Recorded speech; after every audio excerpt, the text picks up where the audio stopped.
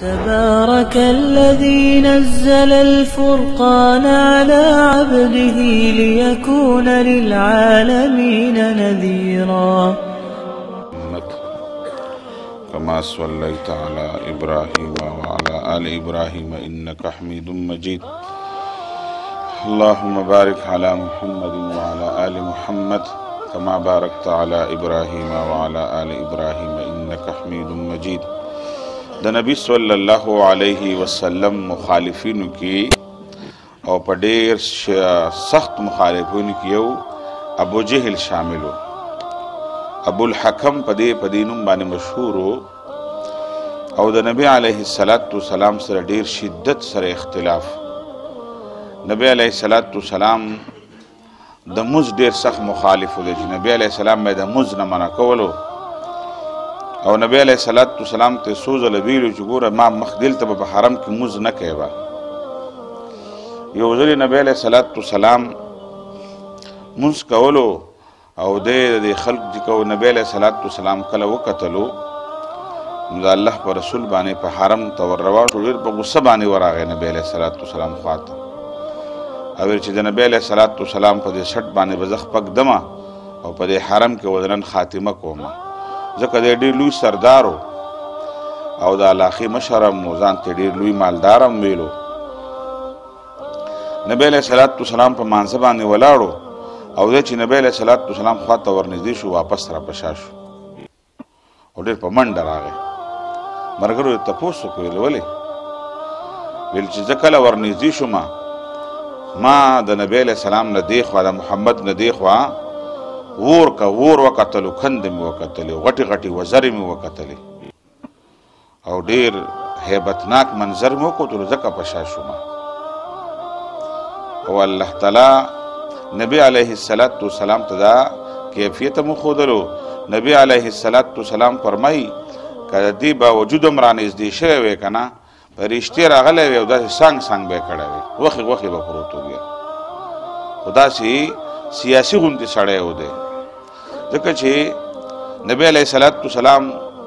یو ځل د صفا په دې خوا باندې تېرېدلو، د ابوجهل او دا ټول خلک دغلته ناست وو. نبی علیه السلام ته ډېرې غلیظې او خرابې کنځلې وکړلې نبی علیه السلام ته، او د کنځلو سره په نبی علیه السلام باندې ګزار وکړو. د نبی علیه السلام سر مبارک باندې وینه را روانه شوله، سر مبارک ورته مات کړلو. نبی علیه السلام خو د سر لاس نه شو اچولی. نبی علیه السلام بیا حرم ته تلاړلو. په دې وخت کې حمزه رضی الله عنه عادت ده او دی به ښکار له ډېر تللو د نبی علیه السلام تره او دله الله تعالی ډېر لوی بدني قوت ورکړو، پهلوان و د دې علاقې او ډېر تیز و، خلک به تېرېدل، بدماش غوندې و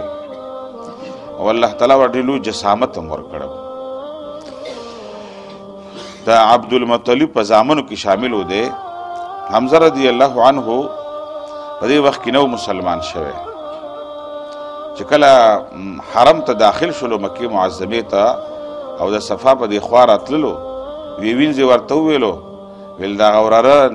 د خلکو مخکې نن بېعزتي م وکړل او سر یې ورته ابوجهل مات کړی دی. نبی علیه السلام تره چې دی فوراً لاړل. ابوجهل چې په کوم ځای کې د صفا او د مروه دا ایریا کې به دوی کېناستل، دلته ناستو او اول خو په ابوجهل باندې ګزارې وکړلې، ویې وهلو او بیا ښه غټه تیږه راواغېستله او دا سر یې ورله مات کړلو. دې خلکو ورسره د خپل قبیلې خلک د ابوجهل پاسېدل. ابوجهل ورته مه کوئ، څه ورته مه وایئ،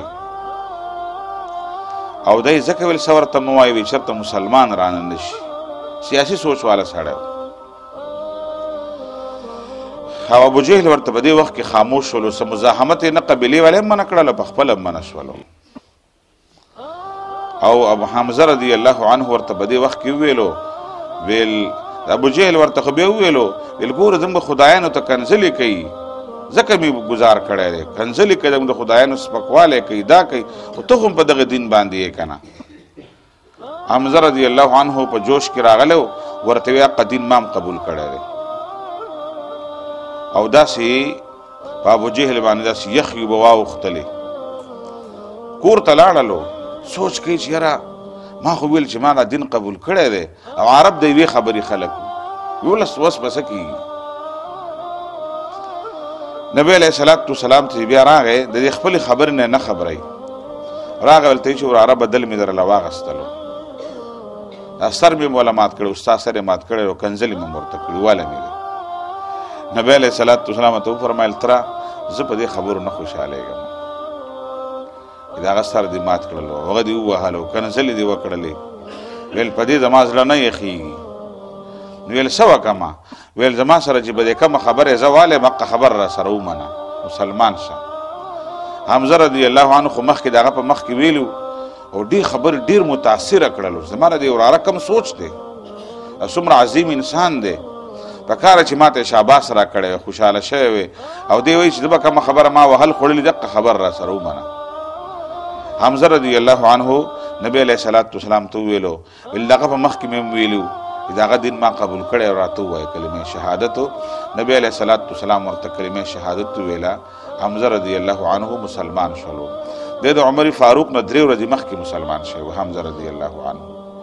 او بیا ورته په اسلام کې دومره غټ مقام او مرتبه میلاو شوله چې نبی علیه صلات وسلام دا په احد کې د نبی علیه صلات وسلام سره په جنگ کې بیا شریک و. دا ډېر بهادر صحابي و ډېر بهادر صحابي و الله ول ډېر ښایست هم ورکړی ډېر شجاعت هم الله ورکړی او په احد کې چې بیا دا شهید شولو خلکو یې کافرو یې کلیجیره ایستلې وه مسلې ورته کړې وه نو نبی علیه صلات وسلام راغی خپل تره ته ودرېدلو ډېر زیات خفه و په خپل تره په شهادت باندې په دې نه چې مسلې بېعزتي ورله کړې وه او نبی علیه السلام فرمایل ظالمانو زما په تره باندې مرګ ورپورې و مرګ مړ کړی به م و بېعزتي م ورته ولې کړې ده. د حمزه خور راله او په احد کې بیا او د الله رسول ته وایي د خپل رور مې مړ دی وینه مې ویل. نبی علیه السلام ورته وفرمیل ترورې ستا رور نن داسې پروت دی چې هسې نه جزه پزه ونه کوي د رور اجازت نشته تا ته د کتلو حمزه په نن په بل حالت کې پروت دی. ترور یې ورته وویل زه خپل رور کتل غواړم او څه به نه وایم. نبی علیه السلام له بیا اجازت ورکړل. نن هم د حمزه رضی الله عنه سید الشهدا د ټولو شهیدانو سردار نوم یې ورله ورکړلو او د حمزه قبر نن هم په د احد په میدان کې په هغه ځای کې دی. اوس د احد چې کوم غر دی د هغې په دې لمنه کې د حمزه قبر دی د مصعب ابن عمیر قبر دی د 83 شهیدانو قبرونه نن هم د مینا په احد په میدان کې هلته دي. واقع په اسلام کې ډېر لوی بهادري بیا ښکاره کړې ده او حمزه رضی الله عنه خو ځکه چې کله عمر فاروق مسلمانېدلو او راغې دروازې وټکوله په دار ارقم کې د الله رسول ناستو صحابه کرام ویرېدل حمزه ورته ویل دروازه ورته کولاو کوي ویل عمر سره به ګورو چې په کم نیت راغلی دی که په ښه نیت راغلی مسلمانېږي ویل استقبال به وکړو که په بد نیت راغلی ورسره به ازمایي وکړو ورته کولاو کوي. عمر چې راغی راننوتلو ډایرکټ د نبی علیه صلات وسلام خوا لاړو مسلمان شولو. داسې چې حمزه رضی الله عنه د ابو جهل د هغې رد عمل په نتیجه کې هغه د نبی علیه صلات وسلام ډېر سخت مخالف و. د نبی علیه صلات وسلام ته به یې ډېرې خرابې کنځلې کولې ابو جهل ډېر سپکوالی به یې کولو د نبی علیه صلات وسلام بدني تکلیف به یې ورله ورکولو. دا د نبی علیه صلات وسلام دا تاریخ چې ګوري د ابو جهل څو ځله داسې کړي هم دي ګورئ ځکه د دوی محله او دا ځای یو ځای و او د الله د رسول د کور کې به دننه ده داسې به یې کول د خلکو ابو جهل دوی به ناستو به د دړو باندې پلانکي ځای کې لری پروت دی او د اوښ لری دی او یا د غوا لری دی یا د چیلۍ لری دی ګن پروت دی هلته لاړ شي څوک دی در پکې چې لاړ شي حرم کې نبی علیه السلام ولاړ دی چې ماښام مبارک ورته وغورځوي دا دیوالونه چیت چیتو او نبی علیه السلام به چې کله مونځ کولو د دوی ورته به ګن وغورځو کله به ورته د کور مخې ته دا ګن ور واچولو او داسې هم شوي دي دا ظالمان تللی د ابو جهل تللی د نبی علیه صلات وسلام نغري ته ځان رسولی د نبی علیه صلات وسلام په هغه کټوۍ کې او په هغه لوښو کې چې سالن پخېدلو هغې کې ورته لرې غورځولی دی. نبی علیه صلات وسلام به ورته ویل د عبدمناف بچو ویل ستاسو هغه ګاونډګیري تاسو خو ډېر عرب خلک یې د ګاونډیانو ډېر خیال ساتئ ویل د عبدمناف خلکو ویل ستاسو هغه ګاونډګیري شرط لاړه د عربو والا دا خو ډېر تکړه خلک یي زه خو ستاسو ګاونډي ما سره ولې دا کار کوئ زما په کټوۍ کوم تاسو لرې اچوئ زما کور مخې ته هم ګن غورځوئ په ما باندې د پاسه هم ګن غورځوئ زه خو ستاسو همسایه یم کم از کم د همسایه ګیرئ خیال خو مه ساتئ که نه د نبي علیه صلات وسلام سره د ابوجهل دومره واخه الله پاک کولی هم داسې په دقه وخت کې رانیولی وی ابوجهل خو الله پاک دا غټ خلک په داسې خلکو مړه کوي چې هغه نه معلوم د غټو خلکو مرګ په ډېر ذلت باندې کوي بیا او ابوجهل د الله د رسول ډېره بې عزتي کړې وه او ډېره بې احترامي کړې وه د الله د رسول ډېرې خرابې کنځلې بیا ورته کولې سمیه رضی الله عنها چې مسلمانه شو وه که نه دا هم د چا په غلامۍ کې و عمار فرمایي زما مور او زما پلار عمار او یاسر او سمیه او ابوجهل د دې سره داسې چل وکړلو دلته به دې ته به ډېره سپکه خبره کوله ځکه دا په غلامۍ کې و ویل ته سړي په ځان باندې اچې ځکه مسلمانه شوي یې ویلو ویل دا دې مسلمانانو سره دا تعلق دی ویلو بللرجال وی سړو دپاره زموږ ایمان قبول کړی دی ورې هغې سمیه دا ټولې خبرې برداشت کړي دي ښه والله چې د هغې سیرت سړی وګوري څنګه خلکو څومره کلک ایمانونه و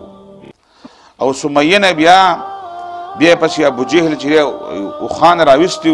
یوه خپې پسې یوه پسې تړلې وه بله خپې پسې بله پسې تړلې وه او سمیه نه یې کپړې هم لرې کړې وې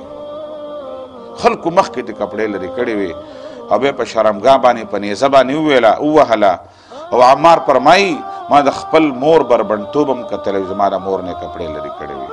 او ابوجهل چې دی زما مور په شرمګاه اوښانو پسې خپې تړلې شوې وې او د هغې باوجود په شرمګاه ابوجهل بیا دغه چې سمیه شهیده کړې وه او سمیه چې کله اخري سلګۍ وي عمار فرمایي ما د خپل مور سلګۍ کتلې ما د مور نسا ختلو او زما مور ویل چې فزتو برب الکعبه زما د کعبې په رب باندې قسم کامیابه شومه په اسلام کې اولنۍ شهادت اولنۍ وینه زنانه ورکړې سمیه رضی الله عنها ورکړې ده ډېر خطرناک منظر و د هغې د شهادت ډېر خطرناک کپړې په بدن باندې نه وي دا د ایمان کلک کلک ورونه ګوره چې چا د الله تعالی سره تعلق مضبوط شي که نه هغه په وهلو بیا باندې نه وي چا په زړه کې چې د الله مینه کیني که نه هغه په وهلو باندې په بېعزتۍ باندې په کنځلو باندې هغه بیا څوک نشي اړولی داسې د ایمان کلک کلک ورونه و دې ابوجهل ډېر زیاتی کړی دی مسلمانانو سره ډېر لوی لوی زیاتي کړي دي د خباب رضی الله عنه سره به چې کوم زیاتی کولو د هغه ځانه د ظلم داستان دی یو ځل یې ورته اور بل کړی و اسکروټې جوړې کړلې او خباب یې په زور راویستلو په هغه اور باندې سملولو او په دې سینه ورته دوی ناست وو او د خباب د املا دا ټول اور مړ کړلو او خباب ویل زما د ایمان رڼا به څوک مړه نه کړي ویل د املا نه بیا داسې اوبه بهېدلې بیا د خباب خلکو ته به دې وجې نه خباب په آخري حالاتو کې چې کله جمدی و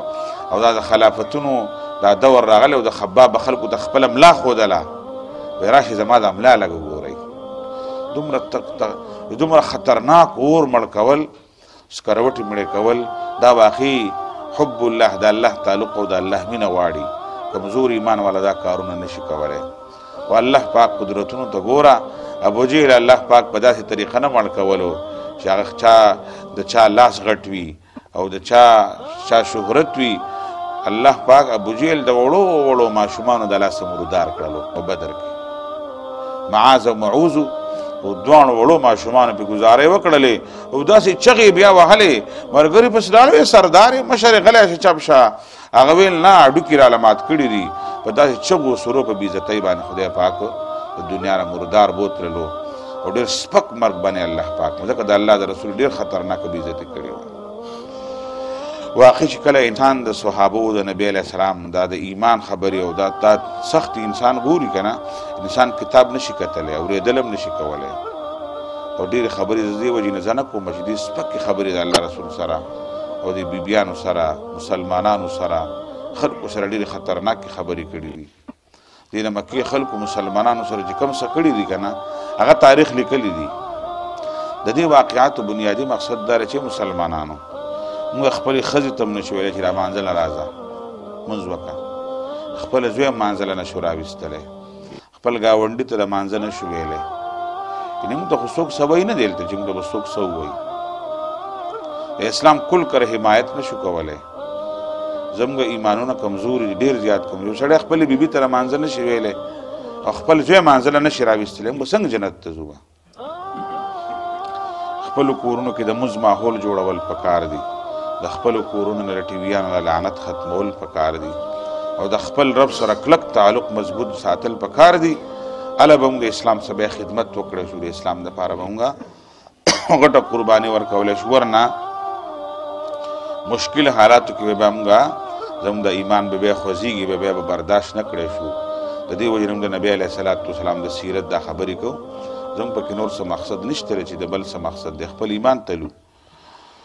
او دا د دنیا حالات څنګه چې په هغه وخت کې حالات سخت وو اوس هم دقه شان حالات دي خو موږ په ځان باندې غوږونه راچولي دي د نبي علیه السلام توهین وشلو چا څه وکړل قرآن خلکو وسېږلو چا څه وکړل دي هېڅ چا هم څه ونه کړی شو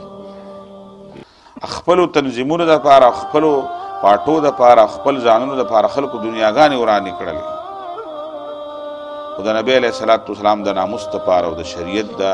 بقا دپاره هېڅ چا سره نه وخت شته او نه څوک غیرت شته ولې زموږ ایمانونه کمزوري شوي دي